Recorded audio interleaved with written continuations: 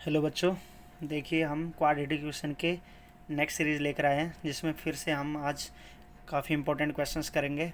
तो just question 62 है हमारे सामने। If x is equal to 2/3 and x is equal to -3 are roots of the quadratic equation. एक quadratic equation दे रखी है हमें, क्या? A x square plus 7x plus b equals to 0। ये क्वाड्रेटिक इक्वेशन है। Find value a and b, a और b की वैल्यू हमें फाइंड आउट करनी है। तो इस क्वेश्चन को कैसे करेंगे? तो सबसे पहले देखो कि जो रूट्स दे रखे हैं हमें, x is equal to 2/3, x is equal to -3, ये हमें क्या दे रखे हैं? रूट्स दे रखे हैं। तो रूट्स देखो, यहाँ पर मैंने पहले भी जो पॉलिनोमियल चैप्टर कराया था उसमें तो मैं रूट्स का रिलेशन बताया था कि सम ऑफ रूट्स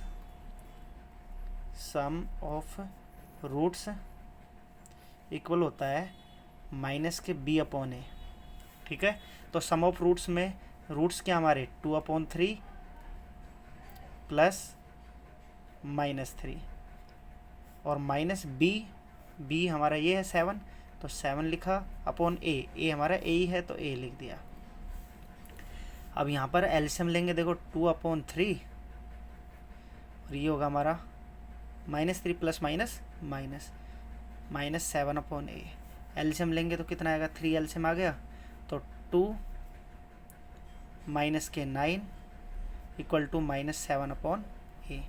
तो यहाँ कितना आया? -7/3 -7 अपॉन ए। ठीक, तो -7 से -7 कैंसिल होकर यहाँ 1 बचा, यहाँ 1 बचा, तो क्या हो गया? 1/3 और इधर 1/a। क्रॉस मल्टीप्लाई करोगे तो ए की वैल्यू आ गई 3। ए आ चुका है।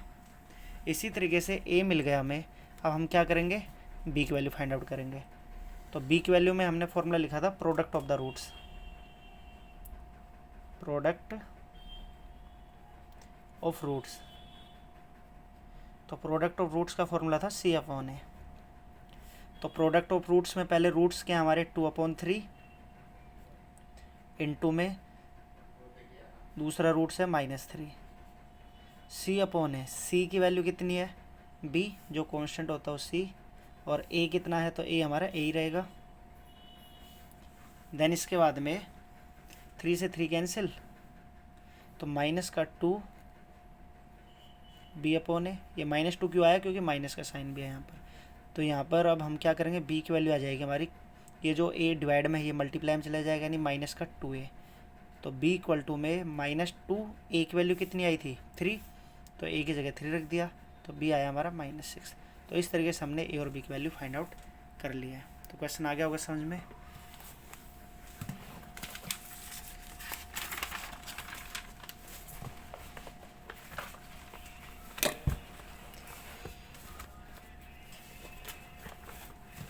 तो अगला क्वेश्चन है,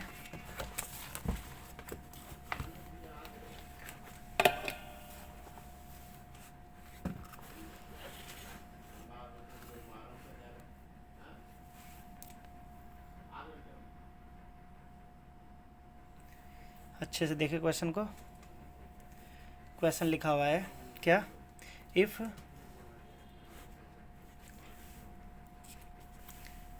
रितु, क्वेश्चन नंबर 63,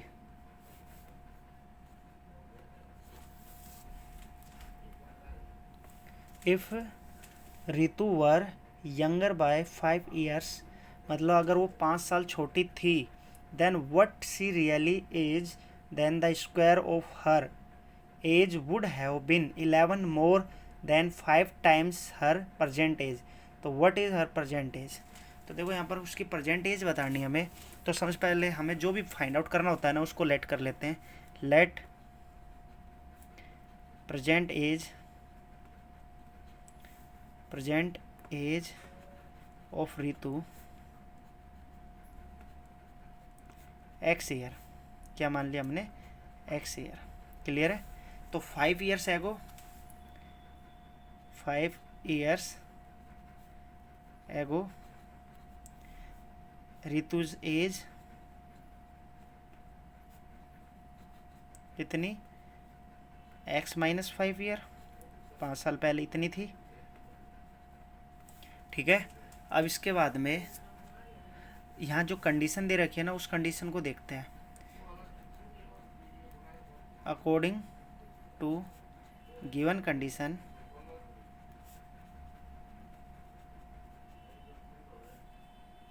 क्या कंडीशन गिवन है देखो,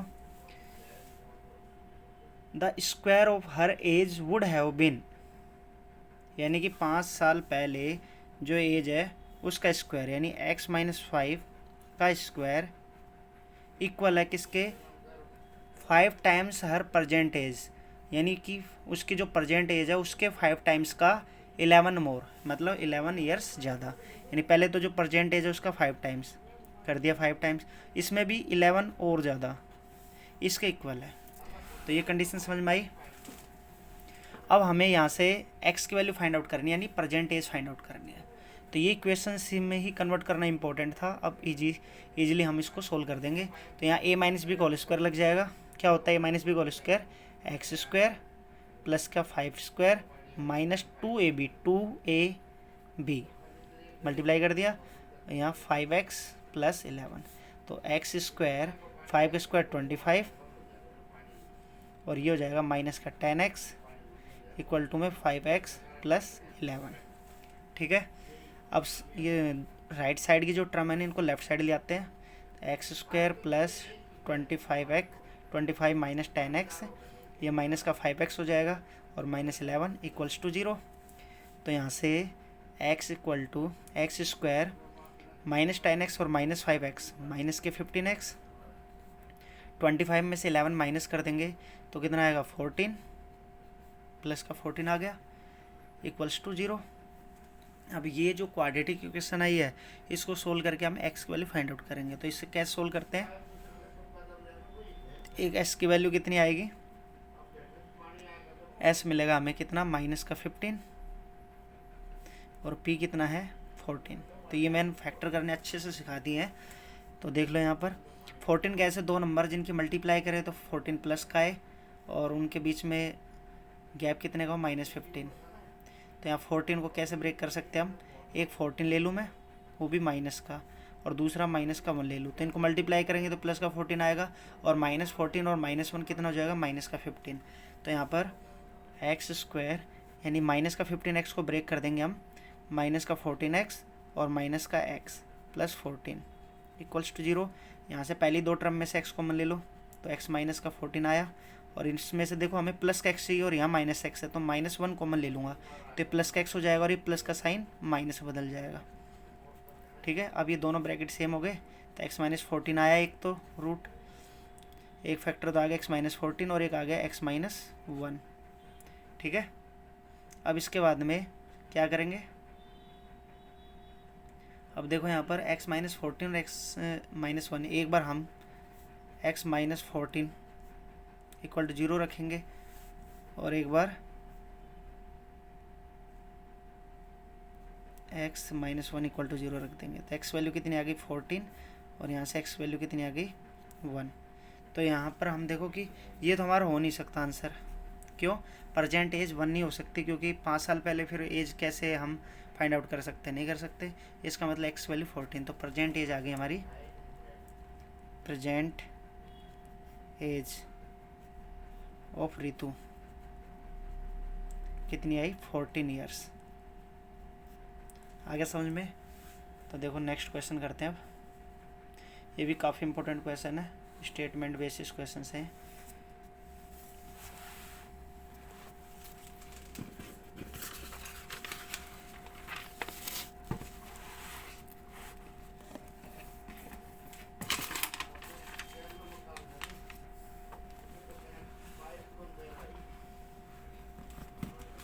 अगला क्वेश्चन देखो, ये क्वेश्चन कैसे करेंगे, क्वेश्चन नंबर 64। देखो 64 क्वेश्चन के अंदर सबसे पहले स्टेटमेंट को ध्यान से पढ़कर समझेंगे, फिर उसके बाद क्वेश्चंस को करेंगे। तो स्टेटमेंट क्या है देखो, it train travels at a certain average speed for a distance of 54 kilometre and then travels a distance of 63 kilometre at an average speed of 6 km/h more than the first speed. तो देखो सबसे पहले जो distance है ना, पहली distance 54 kilometre है। तो मान लेते हैं ये जो 54 किलोमीटर है, ये डिस्टेंस उसने x km/h की स्पीड से ट्रेवल करी। फिर उसमें कहता है कि देन ट्रेवल्स अ डिस्टेंस, फिर उसके बाद में उसने 63 किलोमीटर डिस्टेंस ट्रेवल किया है, लेकिन जो पहले जो स्पीड थी ना उससे 6 km/h स्पीड ज़्यादा, यानी पहले x थी तो इस बार x+6 हो जाएगी। और ये पूरी जर्नी में if it takes 3 hours complete the total journey, यानी कि पूरी जर्नी में उसने कितना समय लगाया, 3 घंटे लगाया। तो what is it's first speed, जो हमने x km/h मानी है वो कितनी है वो फाइंड आउट करनी है। ठीक है, तो देखो कैसे करेंगे इस क्वेश्चन को। सबसे पहले जो हमने लेट किया है उसको मानते हैं let first speed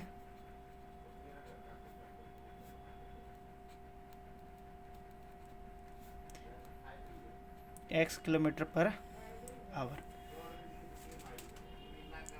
first speed क्या है, x km/h। और टोटल टाइम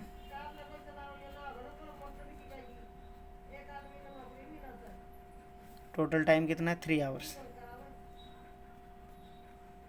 ठीक है, उसके बाद में देखो सबसे पहले कितनी डिस्टेंस ट्रेवल करी है, 54। तो अब अकॉर्डिंग टू द क्वेश्चन चलते हैं।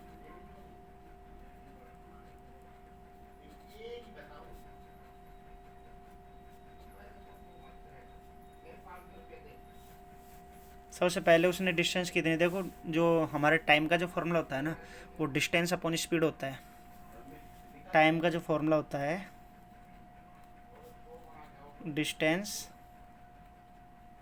Upon speed.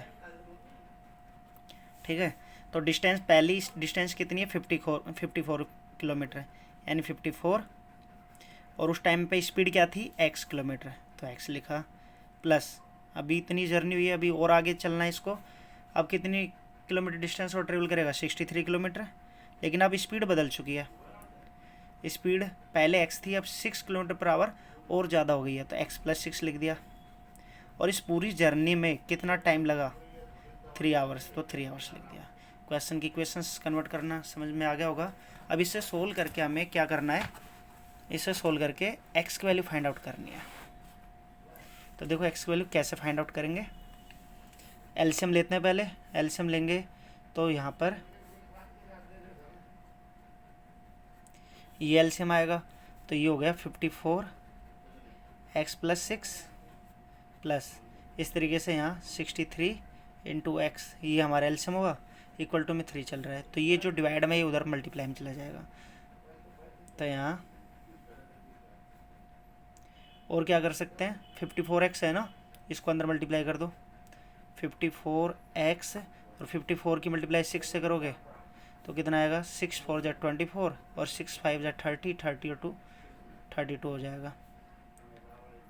Plus 63x equal to में 3x+6 और इंटू एक्स। तो यहाँ पर 54x और 63x कितने हो गए, ये हो गया हमारे 117 प्लस 324। इधर 3 ब्रैकेट में मल्टीप्लाई करेंगे तो x² प्लस 6x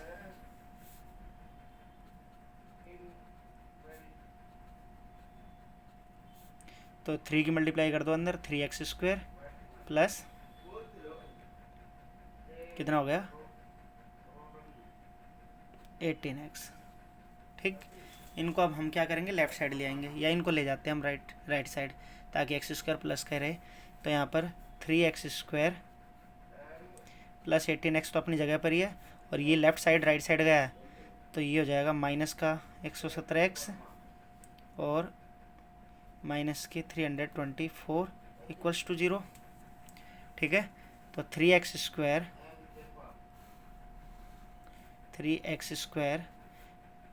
18x और 117x माइनस का कितना आएगा, तो ये आ जाएगा 99x और माइनस 324 इक्वल्स टू 0।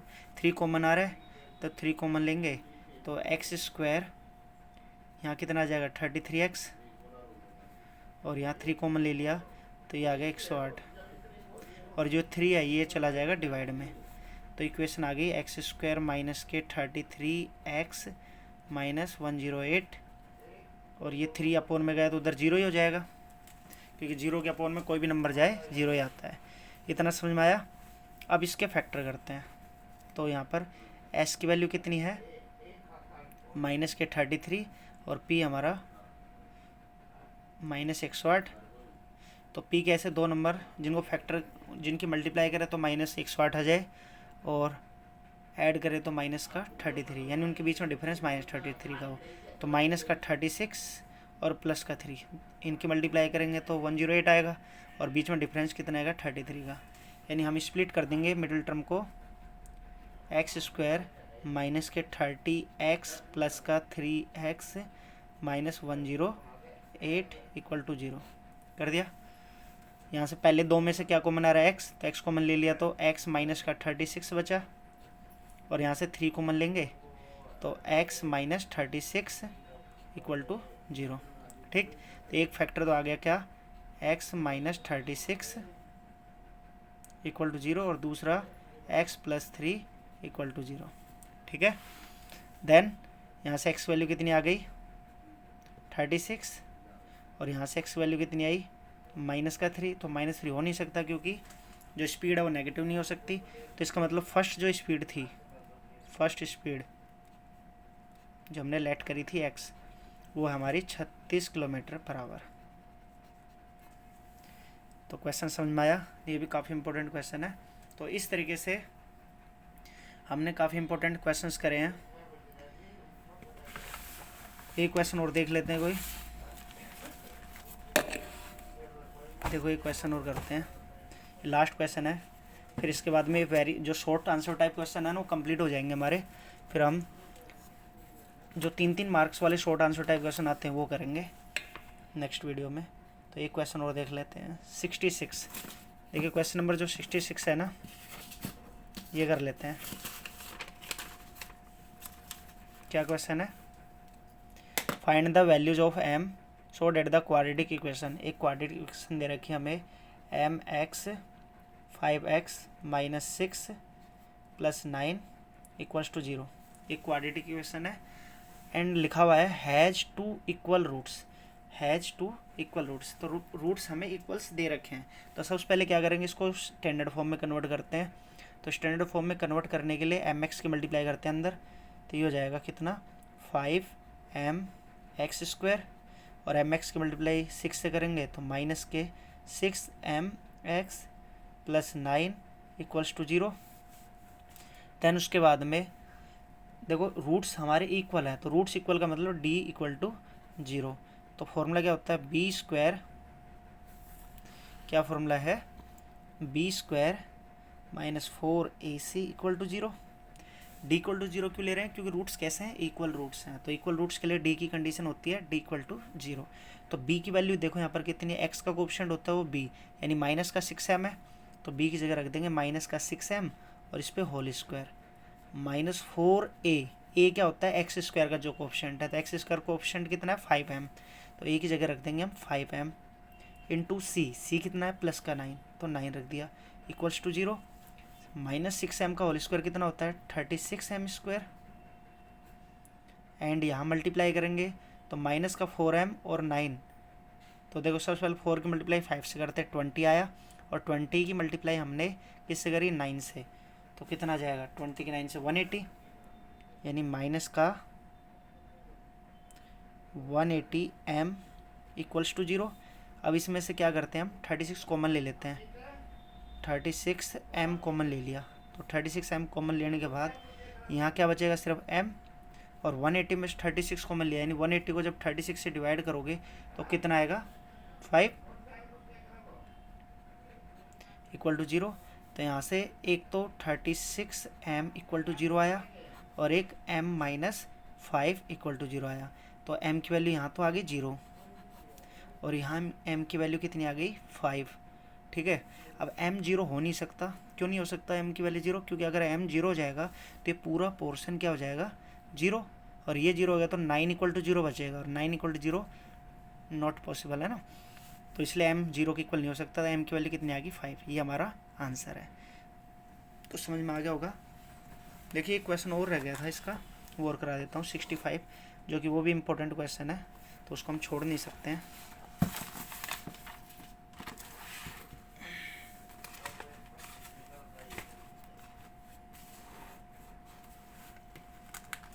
ध्यान से देखिए क्वेश्चन नंबर 65,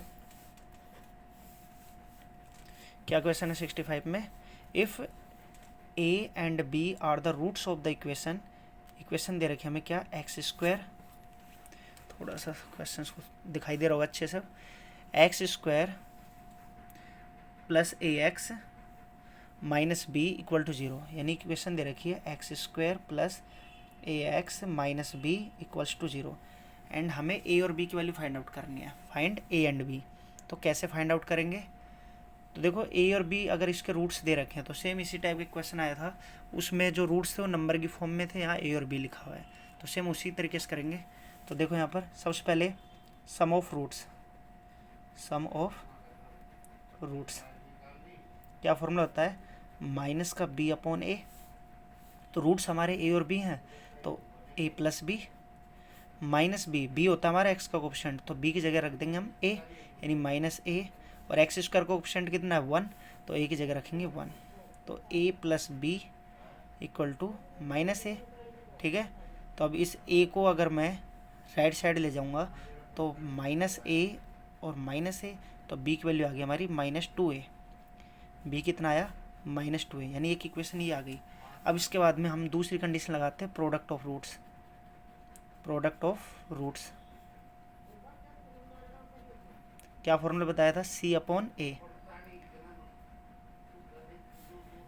तो प्रोडक्ट ऑफ रूट्स में जो रूट्स हमारे a और b है ना, तो इनकी multiply a into B, c कितना है, तो c हमारा जो कांस्टेंट होता है यानी माइनस का b, c की जगह रख दिया माइनस बी, a कितना है x² का कोएफिशिएंट 1, तो 1 रख दिया, तो A B equal to minus B, और माइनस बी देखो यहाँ पर b से b कैंसिल हो जाएगा, तो a की वैल्यू कितनी आएगी, b से b कैंसिल करोगे तो 1 बचा ना, तो a की वैल्यू आई -1, a कितना आया -1, a आ गया -1, तो हमें पता है b की जो कंडीशन थी -2a थी, तो b इक्वल टू -2a की वैल्यू हमारी -1 आई थी, तो यहाँ से मल्टीप्लाई करेंगे तो -2 और -1 की मल्टीप्लाई करेंगे तो प्लस का 2, तो इस तरीके से a की वैल्यू -1 आई और b की वैल्यू 2, ये हमारा आंसर है।